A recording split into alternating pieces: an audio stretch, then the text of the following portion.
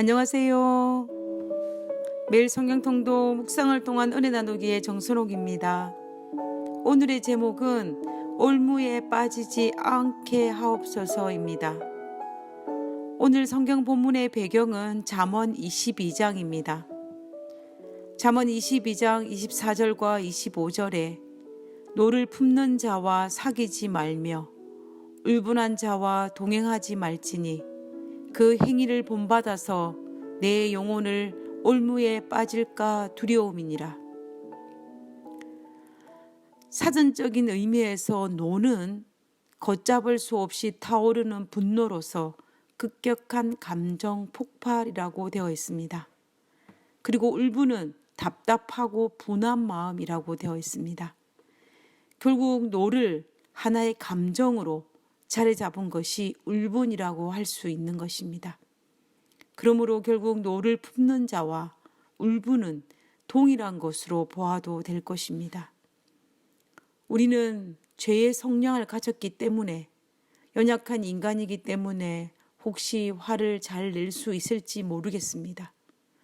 세상을 살면서 화를 한 번도 내지 않은 사람이 어디 있겠습니까? 스스로 의분이라고 생각해서 화를 낼 수도 있고 오해를 해서 화를 낼 수도 있습니다. 순간적으로 걷잡을 수 없이 타오르는 분노로 주체하지 못해서 화를 내기도 할 것입니다. 그러나 분명히 화를 내는 것은 하나님의 가르침을 따르지 않는 것입니다.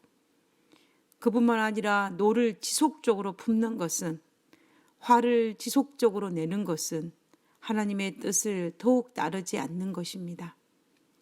성경에서 분명히 이렇게 이야기하고 있습니다. 에베소서 4장 26절에서 27절에 분을 내어도 죄를 짓지 말며 해가 지도록 분을 품지 말고 마귀에게 틈을 주지 말라.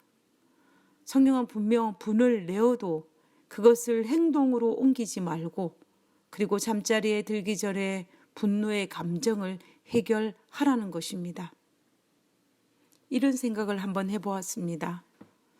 어쩌면 지속적으로 노를 그리고 화를 품거나 울분을 가지는 것은 하나님의 말씀의 원칙에 사는 사람이 아니라 자신의 감정의 지배를 지속적으로 받는 사람이 아닐까라고 말입니다.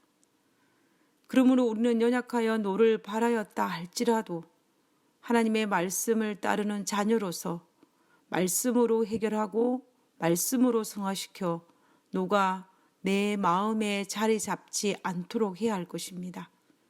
이것은 그리스도인의 의무이자 특권입니다.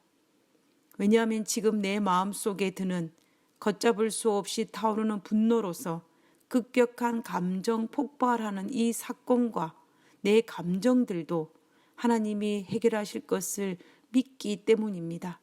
그래서 순간적으로 걷잡을 수 없는 분노와 화를 낼지라도 우리는 해가 지도록 지속적으로 품지 말고 하나님께 맡기고 하나님의 해결하심을 기다리는 것이 필요하다는 것입니다. 이 기다림의 자세가 그리스도인의 의무이자 그리스도인의 특권이라 것입니다. 그러면 그 다음엔 하나님께서 반드시 해결하실 것입니다. 결국 문제의 공은 우리가 하나님께 넘겼습니다.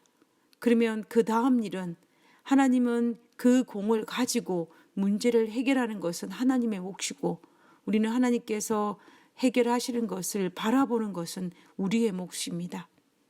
우리는 그냥 하나님께서 어떻게 하시는지 지켜보는 것이 우리의 몫이라는 것입니다.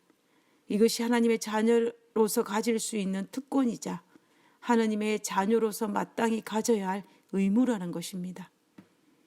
그런데 내 마음에 해결하지 못하는 분노를 가지는 것은 나를 범죄케 할 뿐만 아니라 하나님의 자녀로서 합당치 않으며 하나님의 자녀로서 누릴 수 있는 특권을 누리지 못하는 것입니다.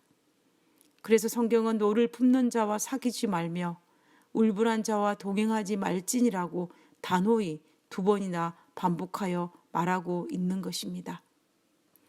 솔로몬이 사귀지도 동행하지도 말라는 이유가 있습니다. 그것은 나도 모르게 그 행위를 본받아서 나 스스로 그 올무에 빠질 수 있기 때문입니다.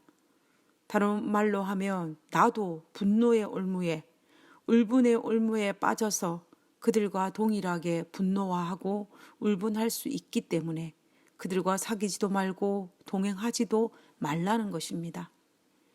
어느 심리학자가 말의 힘이 얼마나 중요한지에 대해서 하나의 실험을 했습니다. 실험의 내용은 사람의 말이 인간의 뇌에 어떤 변화를 어떻게 일으키는지 알아보는 실험이었습니다. 이 실험 결과는 파괴적인 말은 사람의 뇌에 스트레스 호르몬을 생산하는 것을 부추겼습니다. 그러나 반면에 용기를 북돋는 그러한 말은 행복을 주는 호르몬을 방출하게 하는 것을 확인하였습니다.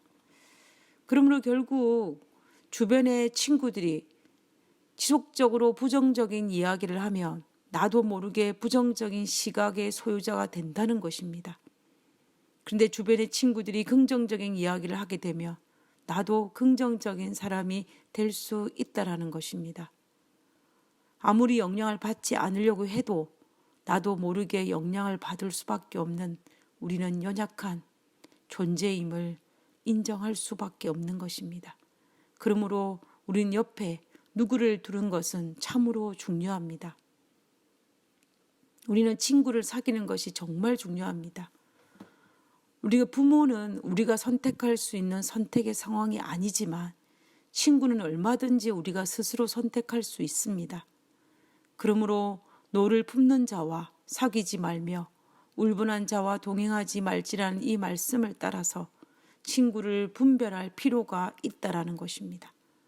그리고 나 스스로도 성경의 원칙을 따라 밤이 맞도록 품을 품지 말고 하나님께 모든 것을 맡김으로 하나님 안에서 영적으로 치유받는 사람이 되어야 할 것입니다. 이것이 스스로 올무에 빠지지 않고 내 영혼을 지킬 수 있는 비결입니다.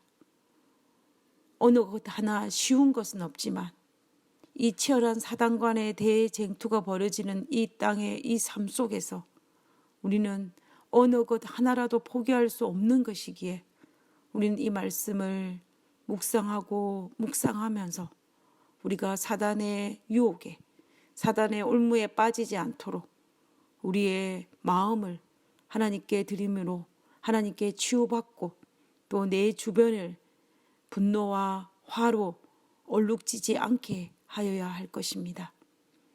이 일은 나 스스로 할 수 있는 일이 아니라 하나님께 모든 것을 드림으로 가능한 일이기 때문에 우리는 매일 매 순간 하나님의 성호를 부르며 하나님 안에서 이 일을 이룰 수 있음을 믿고 하나님께 기도하는 우리가 되어야 할 것입니다. 기도하겠습니다. 하늘에 계신 하나님, 그리스도인으로 감정을 조절할 수 있게 하여 주시옵소서. 하나님, 인간의 체질을 바꾸어 주시고 연약한 우리의 주변을 바꾸어 주시옵소서. 그리고 하나님, 영향을 받는 자가 아니라 영향을 끼치는 사람으로 살게 하여 주시옵소서. 하나님, 이 일이 저의 힘으로 되는 것이 아니라 하나님의 능력으로 되는 줄 아오니 아버지여, 주님께서 이 일에 가담하여 주시고 우리를 보호하여 주시옵소서.